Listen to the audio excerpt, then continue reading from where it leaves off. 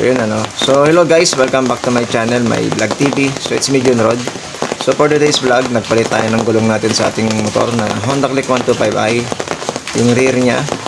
So yung nilagay natin gulong is a Fiera Cobra. So magre-react tayo kung ano yung performance na ginawa niya sa akin, kung maganda ba, hindi yung endurance niya. So tara guys, samahan niyo ako. Ito yung gulong natin sa likod. Mapapansin niyo, kalbo na, wala na yung line dito. So maliit na lang. So ngayon, hindi na natin hayaang numipis pa ng numipis. Ang size nito is 100 by 80 by 90. Quick tap to guys, ano. Pangatlong palit ko na to ngayon. So kung magpapapalit ako ngayon, pang-apat na ngayon to. So bigay ko na rin sa inyo yung reaction natin, ano. Maganda yung naging bigay sa akin na performance nitong quick tire sapagkat makapit, in the same time matagal din siya bago mapudpud.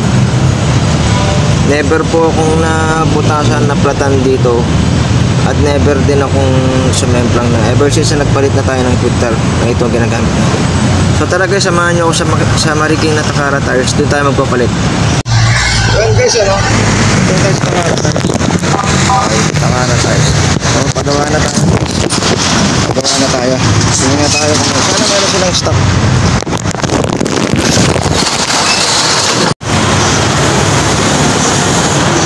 Okay, so wala silang stock ng quick tire. So napilitan tayong mag Fiera Cobra dahil wala silang size, wala yung available na hinahanap ko.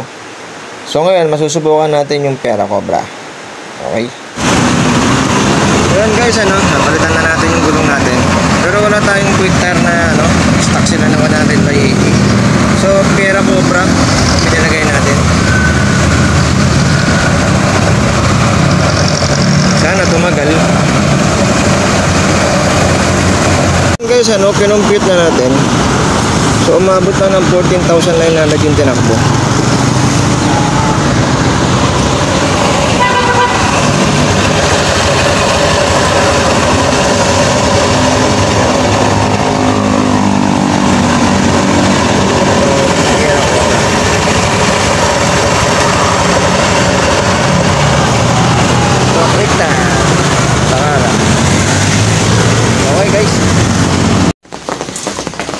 So yun guys, ano, after 2 months from September tayo nagpa-install ng ating Fiera Cobra sa rear natin.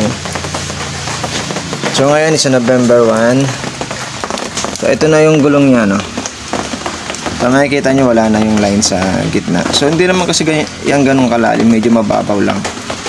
So ang tinakbo na nito guys ay nasa 5,000 may gitna. Sa 5,500 na. So ayan na itsura niya ngayon. Medyo makapal pa rin naman siya.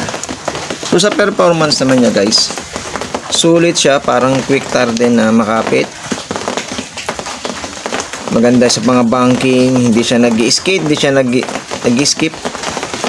Sa mga wet na daanan na kahit mag-banking ka, andun yung kumakapit pa rin siya, tiwala ka na hindi siya mag-slide. Okay, so ilang beses na rin ako napa hard brake dito mga guys, mga katropa, pero hindi naman siya dumudulas. Hindi ko lang alam kung hanggang kailan abutin to, pero yung last quick tire na ginamit ko sa pag-aangkas ko guys, inabot siya ng 14,000 bago ako nagpalit. Pero nung hindi ako nag-aangkas, lalamog lang yung gamit ko nun, inaabot ng 19 to 20,000.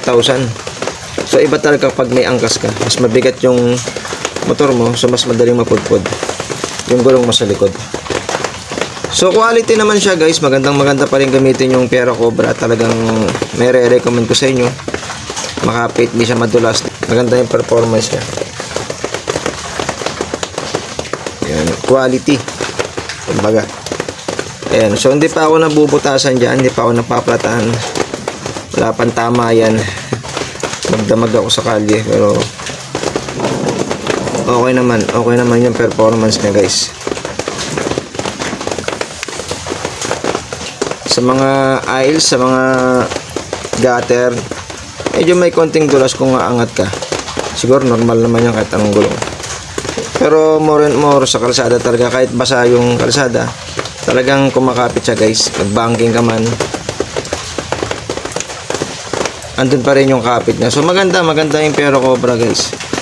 Isipin nyo guys, 2 buwan ko pa lang sa akin to, pero naka 5,500 km na ako, pero tibay niya, tibay. Maganda yung performance niya. Okay na okay siya, no?